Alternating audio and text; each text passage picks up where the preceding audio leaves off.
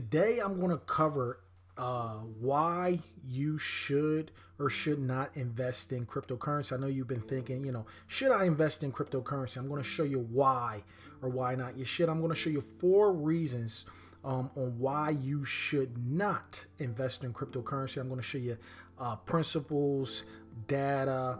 I'm going to run the gamut in terms of what I show you, but I'm going to give you 4 key reasons on why you should not invest in cryptocurrency. So just be open. And I'm even, I'm not too keen on even using the word invest. For one, it's more of a gamble, more of a speculation. Investment is something that's done with prudence. It's something like, let's say, if you want to buy a house for, let's say, 100,000, and the rents are $10,000 a year. So you can kind of calculate, hey, if I'm buying it for 100,000, rents are 10,000, I can get my money back in 10 years. If the rents are 50,000 a year that you can generate, the house is 100,000, you're paying cash, you know that you can get your money back. And every 2 years you get your money back. That's more of the calculating. It's a basic scenario, but that's more of the calculating, more of the decision process needed to determine an investment. And with crypto, you can't come up with any calculation on when you can get your money back or when you can reasonably receive some type of return. It's more of a speculation. It's called actually the greater fool theory. An investor in crypto, they're pretty much hoping and wishing that they're able to buy at, let's say, 3,000 for Bitcoin, and they hope that someone comes along and buys at a higher price. So the first reason I'm going to show you why you shouldn't invest is because of herd mentality. And that speculative type of example, it's all based on herd mentality and what the herd does, because you're going to need someone in the herd to buy that crypto off you, for a higher price. And you can see I have the Google Trends here. You can just look at Blue is the Bitcoin. So you can see in its infancy, 2004, it was pretty low. It was pretty no interest, pretty much low to no interest in Bitcoin. And as the interest grew on, well, I think I put in buy Bitcoin. Yeah, buy Bitcoin. As the interest grew with people searching buy Bitcoin, the price coincided with this Google search interest, because it's no investment. You're only hoping that someone or more people are interested in it and they buy it off you. But the problem is the interest peaked. Here you can see it peaked clear as day. This was the end of 2017. The price, actually, I have the price up here somewhere. Where's the price? Here it is. The price actually peaked at that same time, the end of 2017. So you can see it's waning now. It's not many people interested. I know they've been blocked, or crypto's been blocked in a bunch of countries. So you have to think, where are these new people or this new herd of people going to come from to buy this Bitcoin or this cryptocurrency off of me?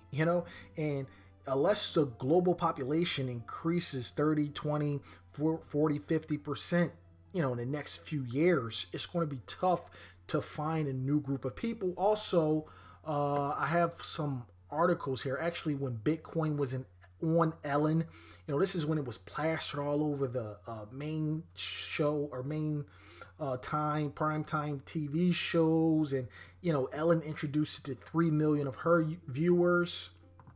You can see here, Bitcoin was on the front page of the Wall Street Journal. Look at the Bitcoin mania. Even grandmom, I think I said, I actually read this article, even grandmom is investing, So once grandmom invests in the crypto, it's done. It's no room left for it to grow. But this is when it was plastered all, and you rarely see it, plastered on the front cover. But in order for it to go up in price, it would need a new group of people that have a new newspaper or a new financial newspaper that have access to the mania. But unfortunately, it's no new people left. So that's reason number one: herd mentality, and the herd is spent. And also, the herd is actually dangerous. Actually, I have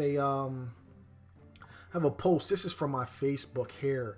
And you can see this is December, the end of December, right when I knew it was peaking. but it dropped a little. And I said they have another 99% to go before it's all said and done. And I said a sucker is born every day. You heard that old phrase. And this is, I made an update. I said blindly following the herd is never a good idea.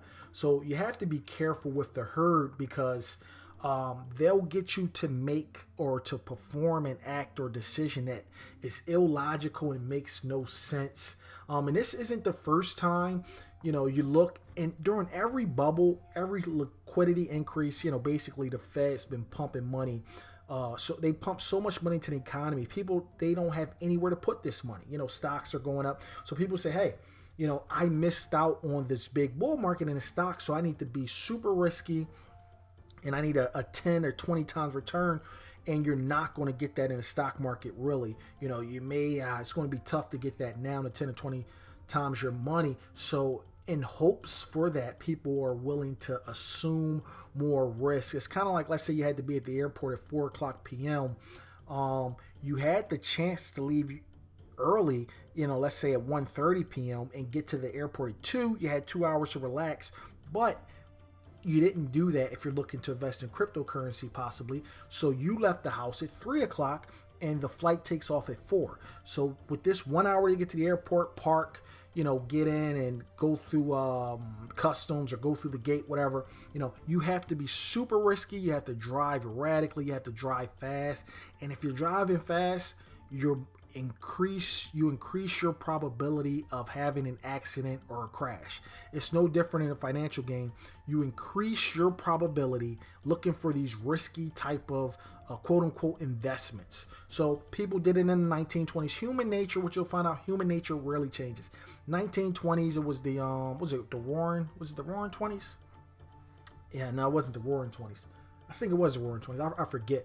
But within that bull market, you had a bubble within that bubble. That was the Florida land boom of the 1920s. Charles Ponzi participated in that. People were being very irrational and speculating on real estate because they had so much money and the stocks were already overpriced. That was the land boom in the 1920s. Nifty 50, you saw again, human nature never changes, happened in the 60s, 70s.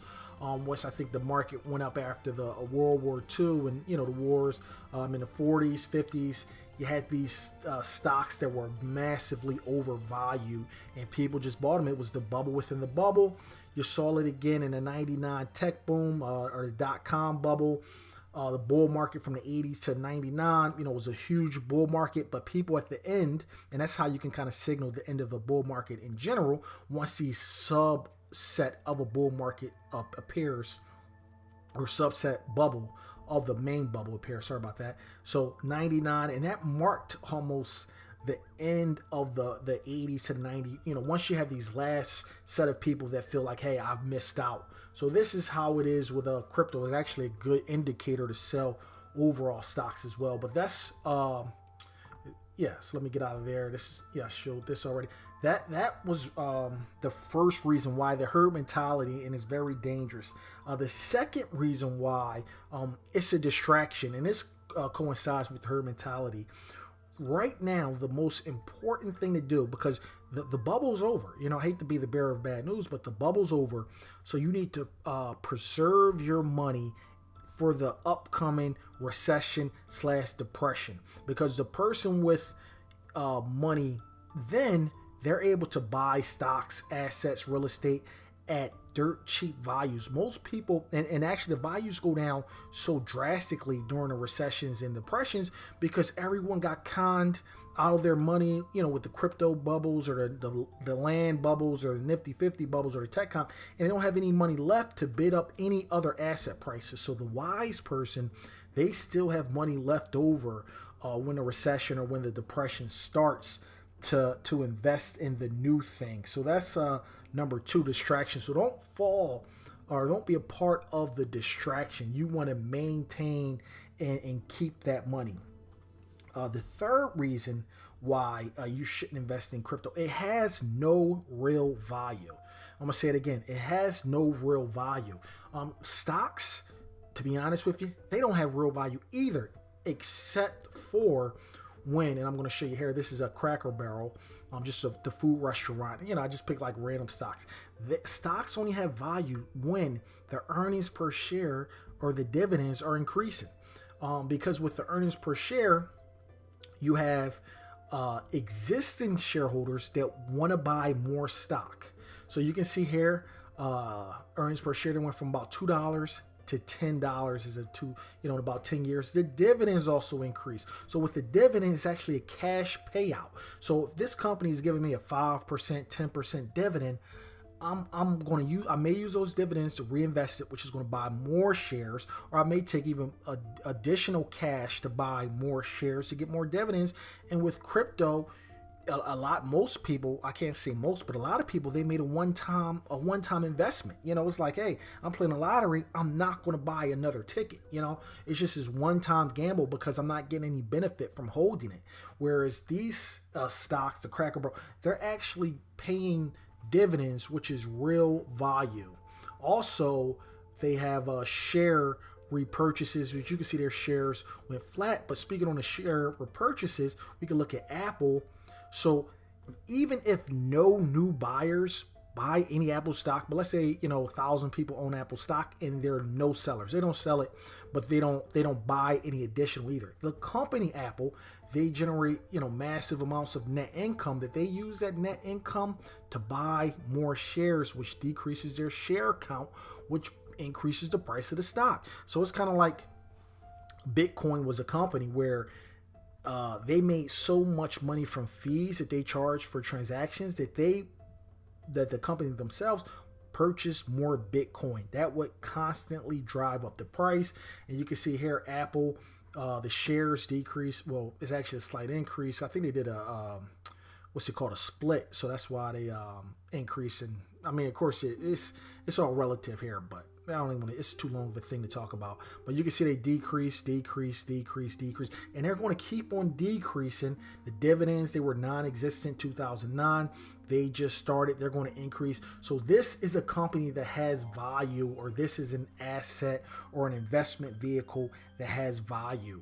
The last reason I'm going to talk about of the four is manipulation. The land bubble in the 20s in Florida or Miami, that was manipulated. With these new bubbles, what you'll find out is that the new bubbles, they're in fields that didn't exist previously, kind of.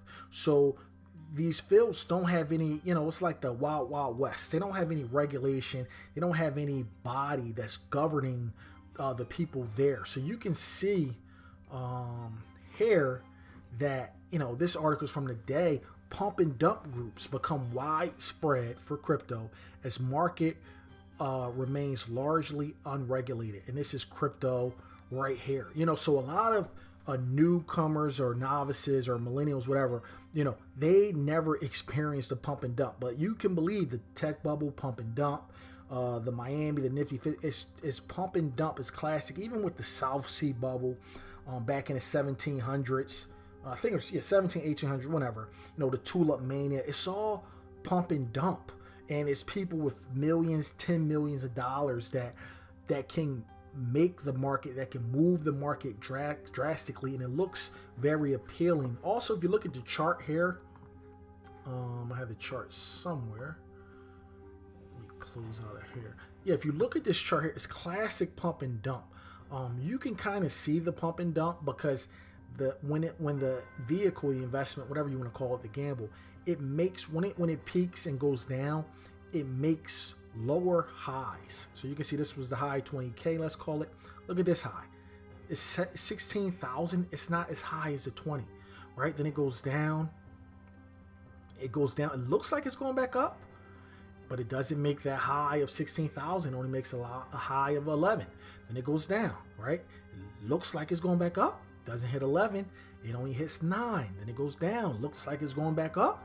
So it does this, it's only 8,000. Then it goes down. Looks like it's going back up, and it actually bottom here, 3,200. Right now is about 4,000. So it gets these people into having these crypto dreams, or saying, hey, it's finally going back up after, this is the time, and it gets people on board, or gets these new novices on board.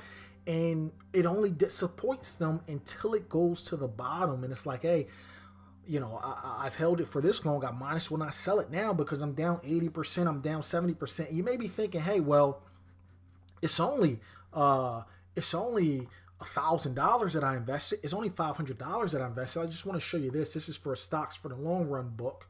If you invested just $1,000 in the Philip Morris, of course, this is 1925, that $1,000 would be, and this is as of 2007, it's probably double or higher than that now, maybe triple. I didn't even check because it's irrelevant. It's a lot of money. If you invested 1,000 into that, it would be 400 million. So you may be thinking, hey, that's a long time. But what if your great grandparents invested 1,000 for you? You would have 400 million now. So you may be planning to have kids who are going to have kids, to have grandkids and great grandkids. Are you going to not give them $400 million because you wanted to be risky and gamble with $500, $1,000? It doesn't really make sense to act that way when you don't have to. And this Philip Morris only returned, not to say only, but only returned 17% a year. So if you have patience and you have time, you can get some spectacular returns, which I'll discuss on my other videos. But if you look at even Starbucks, if you skip the single latte, which is about $3-4, that $3 turned out to be $876, and this may have been in 20 years. So you take $3 to 900, let's say. You could take 3,000 to 900,000. So it's better, it's better ways to truly invest in terms of taking as opposed to taking a gamble or high risk gamble on this cryptocurrency. But those are the 4 reasons why I believe you should not invest in cryptocurrency. The herd mentality. It's a distraction vehicle right now for this upcoming recession, depression. It has no real value, and it's manipulation. It's manipulated. Let me know what you think. Put some comments below. Thanks for watching. To subscribe for more financial content, please click the circular button where the red arrow is located, and also watch one of the top 2 videos up top.